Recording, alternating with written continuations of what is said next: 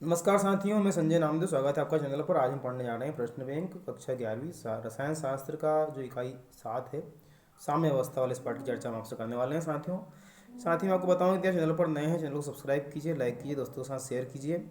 और मैं आपको ये बताऊंगा कि यहाँ हम सबसे पहले इस पाठ के 2, 3 और 4 अंक के जो प्रश्न होते हैं उनकी चर्चा आपसे करेंगे। उसके बाद ऑब्जेक्टिव टाइप क्वेश्चन की चर्चा हम आपसे करेंगे। आइए देखते हैं। सबसे पहले हमारे लघुत्तरीय टाइप के प्रश्न जो हैं, तो हमारा पहला प्रश्न है H2O, HCO3 और HSO4 तथा NH3 मतलब अमोनिया ब्रास्टेड अम्ल तथा ब्रास्टेड क्षारक दोनों प्रकार से काम कर सकते हैं। प्रत्येक के लिए संगत संयुग्मी अम्ल तथा क्षारक लिखना है हमें। यहाँ आप देख पा रहे हैं OH माइनस ओ को हम लिखेंगे यहाँ पे H2O, अम्ली संयुग्मी अम्ल हो जाएगा हमारा। इसी तरह दूसरा वाले में CO3 2 माइनस, तो यहाँ HCO3 संयुग्मी अम्ल है। इसी तरह से तीसरा वाला और ये चौथा वाला। अगला प्रश्न हमारा है, पेय पदार्थों के नमूनों में हाइड्रोजन आयन की सांद्रता 4 × 10⁻³ m है। इसका पीएच मान होगा। तो इस प्रकार से इसको आपको हल करना है। पीएच मान log 10H+ हो जाएगा। 10H+ का मान रख दिया गया है केवल, और log के नियम से इसको हल किया गया है। इस तरह से पीएच मान 2.5 हो जाता है। अगला प्रश्न है, निम्नलिखित ऊष्माक्षेपी अभिक्रिया के अनुसार ऑक्सीकरण द्वारा हाइड्रोजन गैस प्राकृतिक गैस से प्राप्त की जाती है। इसे देखिए, तो इस तरह से हमारा पूरा प्रश्न है। क और ख के भाग में दाब बढ़ा दिया जाए, ताप बढ़ा दिया है, को किया जाए इस तरह से। यहाँ पे के पी इक्वल टू हमारा फार्मूला।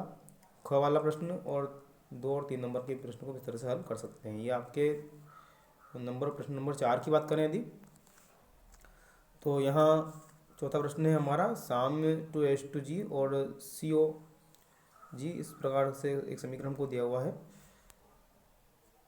इसे भी लिसा तेली के सिद्धांत के अनुसार हमारा पहला हो जाएगा, साम्य अगर दिशा की में स्थापित होती है, साम्य अवस्था पश्चिम दिशा में स्थापित होती है, साम्य अवस्था पश्चिम दिशा में स्थापित, और अग्र दिशा में चौथे में हो जाएगा। इस प्रकार 4NaOH को शुद्ध जल में घोलकर 500 ml विलयन तैयार किया गया। इस विलयन का पीएच मान कितना होगा, क्या होगा? ये NH4OH NH का तुल्यांकी द्रव्यमान अधिक द्रव्यमान समान होता है। इस तरह से इसका भी यहाँ पे गणितीय अंश है। अब आते हैं हमारे थ्योरिकल प्रश्न की ओर। संयुग्मी अम्ल क्षार युग्म क्या है? तो संयुग्मी अम्ल और तथा भस्म। अम्ल द्वारा प्रोटॉन त्यागने से भस्म उस अम्ल का संयुग्मी भस्म कहलाता है, तथा भस्म द्वारा प्रोटॉन ग्रहण करने से बना अम्ल उस भस्म का संयुग्मी अम्ल कहलाता है। संयुग्मी अम्ल भस्म में एक प्रोटॉन का अंतर होता है। ऊपर दर्शाई गई अभिक्रिया जो हमारी HCl अम्ल का संयुग्मी भस्म Cl माइनस और C3HO प्लस अम्ल संयुग्मी भस्म Cl माइनस है। आगे लिखे हुए समीकरण में कुछ संयुग्मी अम्ल और कुछ भस्म युग्म को दर्शाए गए, जिन्हें आप देख सकते हैं इस तरह से। अगला हमारा प्रश्न है, निम्नलिखित उदाहरणों के आधार पर अम्ल एवं क्षार की को परिभाषित की थी आर्रेनियस और ब्रास्टेल और लुईस। तो आर्रेनियस के अनुसार अगर हम देखें तो 1984 में आर्रेनियस ने आयनिक सिद्धांत के आधार पर अम्ल और भस्म की नई व्याख्या प्रस्तुत की, जिसके अनुसार अम्ल वे पदार्थ हैं जो जल में विलय होकर H+ आयन मुक्त करते हैं और जलीय विलयन में जल योजित होकर H3O+ के रूप में उपस्थित रहते हैं, तथा भस्म जल में विलय होकर हाइड्रोक्सिल अम्ल मतलब OH- उत्पन्न करते हैं। इस सिद्धांत के अनुसार अम्ल और भस्म उदासीनीकरण वास्तव में H+ और OH- आयनों के मध्य की अभिक्रिया है। इस तरह से इसकी अभिक्रिया हो जाएगी। सिद्धांत केवल जलीय अम्ल विलयनों की व्याख्या कर सकता है। इसके द्वारा जलीय विलयनों के और के अम्लीय और क्षारीय तथा गुणों के समान नहीं समझा जा सकता। दिस इज रोस्टेंट के अनुसार अम्ल वह पदार्थ है जो प्रोटीन प्रदान कर सकता है, तथा क्षार वह पदार्थ है जो प्रोटीन ग्रहण कर सकता है, प्रोटॉन ग्रहण कर सकता है। यहाँ अम्ल और क्षार की यह परिभाषा अधिक व्यापक है, क्योंकि इस अनुसार आयन भी अम्ल तथा क्षार की व्यवहार करते हैं। इसके अतिरिक्त यह परिभाषा केवल जलीय विलयन तक सीमित नहीं है। अतः अम्ल प्रोटॉन दाता है और क्षार प्रोटॉन ग्राही। यहाँ पर ऊपर प्रोटीन शब्द छपा, इसको प्रोटॉन पढ़ेंगे हमने ना, इसकी अभिक्रियाएं हो जाएगी इस तरह से। लुईस के अनुसार यद्यपि रॉस्टर लॉरी और आर्रेनियस के सिद्धांत से अधिक व्यापक था, परंतु इस सिद्धांत द्वारा उन पदार्थों के अम्लीय तथा क्षारीय गुणों की व्याख्या नहीं की जा सकती जिससे प्रोटॉन का स्थानांतरण नहीं होता। जैसे ब्रास्टर लॉरी सिद्धांत ये बताने में असफल रहा कि विलायक की अनुपस्थिति में निर्जल ऑक्साइड जैसे CO2 SO2 और SO3 जो है आदि क्षारीय ऑक्साइडों जैसे CaO BaO आदि को उदासीन करता है। इसलिए G.N. लुइस 1923 में अम्लों और क्षारों का एक व्यापक सिद्धांत प्रस्तुत किया गया, जिसके के अनुसार अम्ल वे पदार्थ है जो एक इलेक्ट्रॉन ग्रहण कर सकता है, क्षार वे पदार्थ है जो एक इलेक्ट्रॉन त्याग सकता है। इसका उदाहरण हो जाएगा। और इसकी संक्रिया। लुईस की जो धारणा की जो सीमाएं हैं इनका स्क्रीनशॉट आप ले लीजिएगा। आगे हम चलते हैं, ऑस्टवाल्ड का तन्वता नियम क्या है और इसका उत्तर हमको देना है। तो ऑस्टवाल्ड का तन्वता का नियम जो है 1888 में ऑस्टवाल्ड ने दर्शाया कि दुर्बल विद्युत अपघट्य के विलयनों में आयनों तथा अनायनिक अणुओं के मध्य साम्य स्थापित हो जाता है। यह दुर्बल विद्युत अपघट्यों के विलयनों पर द्रव्यमान अनुपाती क्रिया का नियम प्रस्तुत किया जा सकता है। नियम है, दुर्बल विद्युत अपघट्य के वियोजन की मात्रा विलयन की तुल्यता के वर्गमूल के अनुपाती होती है। इस तरह से इसका सूत्र है। पीएच स्केल से आप क्या समझते हैं? क्या किसी विलयन का पीएच 0 से कम या 14 से ज़्यादा हो सकता है? उचित कारण अपने उत्तर को हमको समझाना होगा। प्रश्न क्रमांक हमारा ये 9 है। जल के आयनिक गुणनफल की संकल्पना से हम विलयनों की अम्लीयता, क्षारीयता, उदासीनता को H3O प्लस आयन द्वारा बता सकते हैं। और 1909 में पीएल सोरेनसन ने H3O प्लस आयन सांद्रता सांद्रण को व्यक्त करने के लिए एक लघुगुण की पैमाने को विकसित किया था। इस पैमाने को पीएच पैमाना कहते हैं। सोरेंस के अनुसार किसी विलयन का पीएच मान उस विलयन में उपस्थित हाइड्रोनियम आयनों के मोल प्रति लीटर सांद्रता लघुगुण गणितीय रूप जो है इसका इस प्रकार हो जाता है। इसका भी स्क्रीनशॉट आप लेकर के से लिख सकते हैं।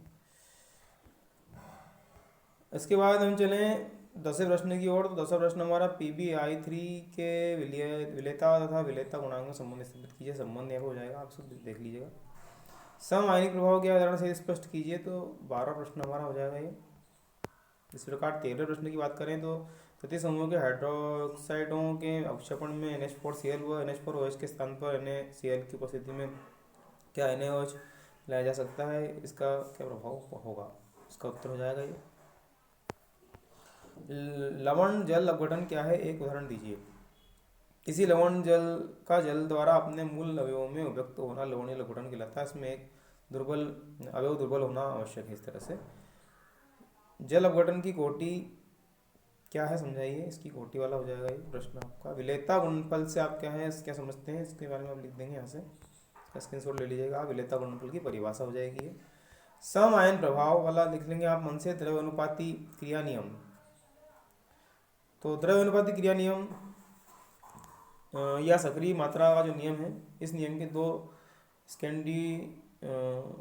ने वैज्ञानिकों ने वुलवर्ड और भागे ने सन 1859 में प्रस्तुत किया था कि इस अनुसार निश्चित ताप पर किसी पदार्थ की क्रिया करने की दर उस सक्रिय मात्रा के समानुपाती होती है तथा किसी रासायनिक अभिक्रिया की दर क्रिया कारक पदार्थों की सक्रिय मात्रा के गुणनफल के समानुपाती होती है। इस तरह से A प्लस बी बराबर C प्लस डी। साम्य स्थिरांक Kp और Kc में संबंध स्थापित कीजिए। तो यहाँ पे Kp और Kc का संबंध है।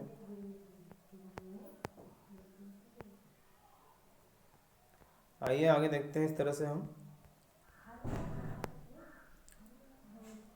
लिशा तेलीय का सिद्धांत क्या है? इस सिद्धांत का उपयोग करते हुए निम्न अभिक्रिया को ताप, दाब और सांद्रण स्पष्ट में करना है। इसका थ्योरिकल और सांद्रण के परिवर्तन का प्रभाव हो जाएगा यहाँ से, और ताप परिवर्तन का प्रभाव ले लीजिए। ताप इसका स्क्रीनशॉट लिख लीजिएगा इस तरह से। और उष्मा शोष्य अभिक्रिया, इस प्रकार दाब परिवर्तन का प्रभाव हो जाएगा यहाँ ये।